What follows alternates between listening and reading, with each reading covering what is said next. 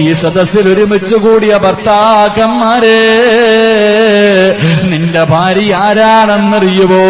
നിന്റെ ഭാര്യ ആരാണെന്നറിയുവോ? അവള് മുഹാജിറിനെ പോലെ ഹിജ്റ ചെയ്ത് വരുന്നവളാണ് നിന്റെ ഭാര്യ. നീ അവളെ വിവാഹം കഴിച്ചു കഴിഞ്ഞാ പിന്നെ നിന്റെ ഉമ്മയാണ് അവളുടെ ഉമ്മ, നിന്റെ വാപ്പയാണ് അവളുടെ വാപ്പ, നിന്റെ കൂടപ്പിറപ്പാണ് അവളുടെ കൂടപ്പിറപ്പ്, നിന്റെ കുടുംബക്കാരാണ് അവളുടെ കുടുംബക്കാര്, നിന്റെ കൂട്ടുകാരാണ് അവളുടെ കൂട്ടുകാര്. പടച്ചവനെ എല്ലാം വിട്ടെറിഞ്ഞിട്ട് നിന്റെ ജീവിതത്തിലേക്ക് കടന്നു വന്നവളാണ് നിന്റെ ഭാര്യ. അവളുടെ മാതാപിതാക്കള്, അവളുടെ കൂടപ്പിറപ്പുകള്, അവളുടെ കൂട്ടുകാര്, അവളുടെ മോഹങ്ങള്, അവളുടെ നാട്, ഇതെല്ലാം വിട്ടെറിഞ്ഞിട്ട് നിന്റെ ജീവിതത്തിലേക്ക് ഒരു മുഹാജിറിനെ പോലെ കടന്നു വന്നവളാണ് നിന്റെ ഭാര്യ. അതുകൊണ്ടൊരു ഭർത്താവിന് തന്റെ ഭാര്യയോടുള്ള ഒന്നാമത്തെ കടമ എന്തെന്നറിയുമോ? യാ സ്വഹാബ, അല്ലാഹുവിന്റെ റസൂല് പറയുകയാ, നീ അവൾക്ക് ചെലവിന് കൊടുക്കല് നിന്റെ ബാധ്യതയാണെന്ന് നബി മുഹമ്മദ് മുസ്തഫ സല്ലല്ലാഹു അലൈഹി വസല്ലമ തങ്ങൾ പറയുകയാ, ഒരു ഭർത്താവ് തന്റെ ഭാര്യയോടുള്ള ഒന്നാമത്തെ കടമ എന്തെന്നറിയുമോ? അവൾക്ക് ചെലവിന് കൊടുക്കല്. നീ കഴിക്കുന്ന ഭക്ഷണം നിന്റെ ഭാര്യയ്ക്ക് കൊടുക്കണം, നീ കഴിക്കുന്ന ഭക്ഷണം നിന്റെ ഭാര്യയ്ക്ക് കൊടുക്കണം, നീ ധരിക്കുന്നത് പോലെ വിലപിടിപ്പുള്ള വസ്ത്രം നിന്റെ ഭാര്യയെയും നീ ധരിപ്പിക്കണം, അവൾക്ക് താമസിക്കാൻ വീട് വെച്ച് കൊടുക്കണം, എല്ലാം ചെയ്തു കൊടുക്കല് നിന്റെ കടമയാണെന്ന് നബി മുഹമ്മദ് മുസ്തഫ സല്ലല്ലാഹു അലൈഹി വസല്ലമ തങ്ങൾ പറയുമ്പോ, എന്റെ പ്രിയപ്പെട്ട ചെറുപ്പക്കാരാ, ഭാര്യയുടെ കൂടെ ഇരുന്ന് ഭക്ഷണം കഴിച്ച കാലം നിനക്കോർമ്മയുണ്ടോ ചെറുപ്പക്കാരാ? എന്റെ പ്രിയപ്പെട്ട ഭർത്താക്കന്മാരോട്, എന്റെ താടിയൊക്കെ നിറച്ച ഉപ്പമാരോട് ചോദിക്കുകയാ, വാപ്പാ, നിന്റെ ഭാര്യയുടെ കൂടെ ഇരുന്ന് ഭക്ഷണം കഴിച്ച കാലം നിനക്കോർമ്മയുണ്ടോ? അല്ലാഹുവിന്റെ റസൂല് പറയുകയാ, ഇവിടത്തെ ഏറ്റവും നല്ല വീട് ഏതെന്നറിയുമോ? അല്ലാഹുവിന്റെ റഹ്മത്തിറങ്ങുന്ന, പടച്ചവന്റെ കാരുണ്യമുണ്ടാകുന്ന, ബർക്കത്തുണ്ടാകുന്ന വീട് ഹാജിയാരുടെ വീടല്ല, ഖുർആൻ പഠിച്ചവന്റെ വീടല്ല. ഈ നാട്ടിൽ അല്ലാഹുവിന്റെ അനുഗ്രഹമിറങ്ങുന്ന ഭവനമേതെന്നറിയുമോ? ഭാര്യയും ഭർത്താവും ഒരുമിച്ചിരുന്ന് ഭക്ഷണം കഴിക്കുന്ന വീടുണ്ടല്ലോ, ഒരു പാത്രത്തില് പടച്ചവനെ ഭാര്യയും ഭർത്താവും ഒരുമിച്ചിരുന്ന് ഭക്ഷണം കഴിക്കുന്ന ഭവനമുണ്ടല്ലോ, ആ ഭവനത്തിൽ അല്ലാഹുവിന്റെ റഹ്മത്ത് ഇറങ്ങുമെന്ന് നബി മുഹമ്മദ് മുസ്തഫ സല്ലല്ലാഹു അലൈഹി വസല്ലമ തങ്ങൾ പഠിപ്പിക്കുമ്പോ, ഓർമ്മയുണ്ടോ ചെറുപ്പക്കാരാ? പടച്ചവര് രാവിലെ മുതൽ വൈകുന്നേരം വരെ വീടിന്റെ അകത്ത് കിടന്ന് കഷ്ടപ്പെടുകയാണ്, ഭക്ഷണമുണ്ടാക്കി വെച്ചു, നിന്റെ ഉമ്മ കഴിച്ചു, നിന്റെ വാപ്പ കഴിച്ചു, കൂടപ്പിറപ്പുകൾ കഴിച്ചു, കുടുംബക്കാര് കഴിച്ചു, എല്ലാവരും ഭക്ഷണം കഴിക്കാൻ സമയമായപ്പോ ബാധാ അവളെ വിളിക്കുകയാണ്. അവള് പറഞ്ഞില്ല, ഇക്ക വരട്ടെ, ഭർത്താവ് വരട്ടെ, ഒരുമിച്ചിരുന്ന് കഴിക്കാമെന്ന് പറഞ്ഞിട്ട് കുടുംബക്കാര് മുഴുവനും ഭക്ഷണം കഴിച്ചിട്ട് കിടന്നുറങ്ങി. പാവപ്പെട്ട ഭാര്യ വീടിന്റെ കവാടത്തിൽ കാത്തു നിൽക്കുകയാ.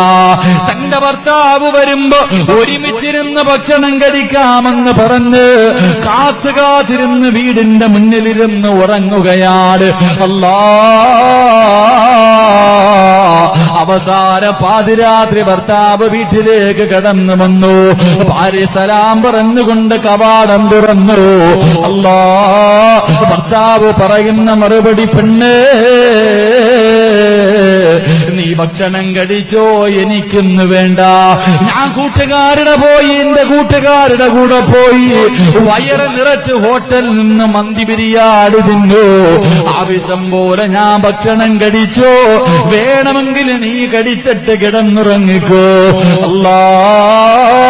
പ്രിയപ്പെട്ട ഭാര്യ അവസാനം ലൈനിന്റെ ബലിന്റെ മുകളിൽ എഴുതി വെച്ച ഭക്ഷെടുത്ത് വെച്ച ഭക്ഷണ പൊതിയുടെ മുന്നിലേക്ക് പോയിരുന്നല്ല തിന്നാ കഴിയുന്നില്ല. കാത്തിരുന്നിട്ട് റബ്ബേ കടിച്ചായിറങ്ങുന്നില്ല. അവസാനമെല്ലാം അതുപോലെ എടുത്തു വെച്ചിട്ട് ആ പാവപ്പെട്ടവളല്ല വിശക്കുന്ന വയറോടെ പട്ടിണി കിടക്കുമ്പോ എന്റെ ചെറുപ്പക്കാരാ മോനെ നിനക്ക് വയറ് നിറച്ച് നീ കടിച്ചെങ്കിലും ആ പാവപ്പെട്ടവരുടെ കൂടെ പോയിരുന്നിട്ട് അവളുടെ പാത്രത്തിൽ നിന്ന് ഒരു പിടി ചോറെങ്കിലും നിനക്കൊന്ന് വാരി കടിച്ച എന്തേ നിനക്ക് സംഭവിച്ചു പോവുക? ആ പാവപ്പെട്ടവൾക്ക് സന്തോഷമാകില്ലേ? അവൾക്ക് സമാധാനമാകില്ലേ? എന്റെ പ്രിയപ്പെട്ടവരെ, മഹാനായ നബി മുഹമ്മദ് മുസ്തഫ സല്ലല്ലാഹു അലൈഹി വസല്ലമ തങ്ങള് ഒരു ദിവസം അല്ലാഹുവിന്റെ പ്രവാചകര് വിശക്കുന്ന വയറോട് ആയിഷ ബീവിയുടെ വീടിന്റെ അകത്തേക്ക് കടന്നു വരികയാണ്. വിശക്കുന്ന വയറോടെ കടന്നു വന്നു.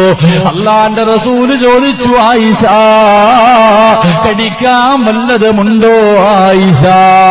ആയിഷ ബീബി റളിയല്ലാഹു തആല അൻഹ 3 റൊട്ടി എടുത്തുകൊണ്ടുവന്ന് അല്ലാഹുവിന്റെ റസൂലിന്റെ മുന്നിൽ വെച്ചു കൊടുത്തു. ഈ 3 റൊട്ടിയല്ലാതെ ഒന്നുമില്ല നബിയേ. അല്ലാഹുവിന്റെ റസൂലിന്റെ മുന്നിലേക്ക് തന്റെ പ്രിയപ്പെട്ട ഭാര്യയായ ആയിഷ ബീബി റളിയല്ലാഹു തആല അൻഹ 3 റൊട്ടി കച്ചമെടുത്തുകൊണ്ട് അല്ലാഹുവിന്റെ റസൂലിന്റെ മുന്നിൽ വെച്ചു കൊടുത്തു. പ്രവാചകന് വിശപ്പിന്റെ കാഠിന്യത്താൽ അതെടുത്തങ്ങ് കടിക്കുകയാ. 3 ചപ്പാത്തിയും തിന്നു, 3 റൊട്ടിയും തിന്നു. തിന്നുകടിഞ്ഞപ്പോഴാണ് ചിന്തിക്കുന്നതല്ല, ഈ വീടിന്റെ അകത്തിനി ഒന്നുമില്ലല്ലോ തമ്പുരാര്. എന്റെ ഭാര്യയ്ക്ക് ഭക്ഷണം കൊടുത്തില്ലല്ലോ അല്ലാ. അവൾക്ക് കടിക്കാനൊന്നും ബാക്കി വച്ചില്ലല്ലോ അല്ലാ. അല്ലാഹുവിന്റെ റസൂലിന്റെ കണ്ണങ്ങ് നിറഞ്ഞുപോയി. എന്റെ പ്രിയപ്പെട്ട ഭർത്താക്കന്മാര്, അല്ലാഹുവിന്റെ റസൂലിന്റെ കണ്ണിങ്ങനെ നിറയുകയാണ്. താടിരോമത്തിലൂടെ കണ്ണുനീരിങ്ങനെ ഒഴുകുകയാണ്. എന്നിട്ട് അല്ലാഹുവിന്റെ റസൂല് ചോദിച്ചു, ആയിഷ എനിക്ക് പൊരുത്തപ്പെട്ട് തരുവോ ആയിഷ? നിനക്ക് കഴിക്കാൻ ഞാനൊന്നും ബാക്കി വച്ചില്ലല്ലോ, മുഴുവനും ഞാൻ അറിയാതെ തിന്നുപോയല്ലോ. എനിക്ക് പൊരുത്തം തരുവോ ആയിഷ? എനിക്ക് പൊരുത്തപ്പെട്ട് തരുവോ ആയിഷ? പഠിക്കണം ഭർത്താക്കന്മാര്, ഇത് നിന്റെ ജീവിതത്തിൽ പഠിക്കാറുള്ള ചരിത്രമാ. അല്ലാഹുവിന്റെ റസൂല് പ്രിയപ്പെട്ട ഭാര്യയോട് പൊരുത്തം ചോദിക്കുമ്പോ ആയിഷ ബീബി റളിയല്ലാഹു തആല അൻഹ അവിടെന്ന് പറഞ്ഞ മറുപടി, നബിയേ നിങ്ങൾ കഴിക്കുന്നത് കണ്ടപ്പോഴേ എന്റെ വയറ് നിറഞ്ഞുപോയി നബിയേ. നിങ്ങൾ കഴിക്കുന്നത് കണ്ടപ്പോഴേ എന്റെ വയറ് നിറഞ്ഞു നബിയേ. അല്ലാഹുവിന്റെ റസൂല് ചോദിച്ചു, നിനക്കെന്ത് വേണം ആയിഷ? ആയിഷ നിനക്കെന്താണ് വേണ്ടത്? യാ റസൂലല്ലാഹ്, സ്വർഗത്തിലും നിങ്ങളുടെ ഭാര്യയായിട്ട് എനിക്ക് നടക്കണം നബിയേ. സ്വർഗത്തിലും നിങ്ങളുടെ ഭാര്യയായിട്ട് നടക്കണം നബിയേ. ആരായത് പറഞ്ഞതെന്നറിയോ? ആരായത് പറഞ്ഞതെന്നറിയോ? എന്റെ പ്രിയപ്പെട്ടവരെ, കടിക്കാൻ ഭക്ഷണമില്ലാതെ ആയിഷ ബീവി റളിയല്ലാഹു തആല അൻഹ പറയുകയാ, പട്ടിണിയായിരുന്നു തന്റെ വീടിന്റെ അകത്ത്. വല്ലാത്ത പട്ടിണിയായിരുന്നു, കഴിക്കാൻ ഭക്ഷണമില്ല. മാസങ്ങളോളം തന്റെ വീടിന്റെ അകത്ത് അടുപ്പ് കത്തിച്ചിട്ടില്ല. വിളക്കിനകത്തൊടിക്കുന്ന എണ്ണ പോലും വിശപ്പ് കാരണമെടുത്ത് കുടിക്കുമായിരുന്നു. അല്ലാഹുവേ, ഒരു ദിവസം പ്രിയപ്പെട്ട ഭർത്താവ് വീട്ടിലേക്ക് കയറി വന്നിട്ട് ആയിഷ ബീവിയോട് ചോദിച്ചു, ആയിഷ വിശക്കുന്നു, എനിക്ക് വല്ലതും കഴിക്കാതാ? ആയിഷ ബീവി അതാ തലതാഴ്ത്തി നിൽക്കുകയാണ്, കൊടുക്കാനൊന്നുമില്ല. ഭർത്താവ് വീട്ടിൽ കയറി വന്ന് ചോദിച്ചിട്ട് കൊടുക്കാൻ ഭക്ഷണമില്ല. അല്ലാഹുവിന്റെ റസൂലിന് മനസ്സിലായി, കുടിക്കാൻ ഇത്തിരി വെള്ളമെങ്കിലും താ ആയിഷ.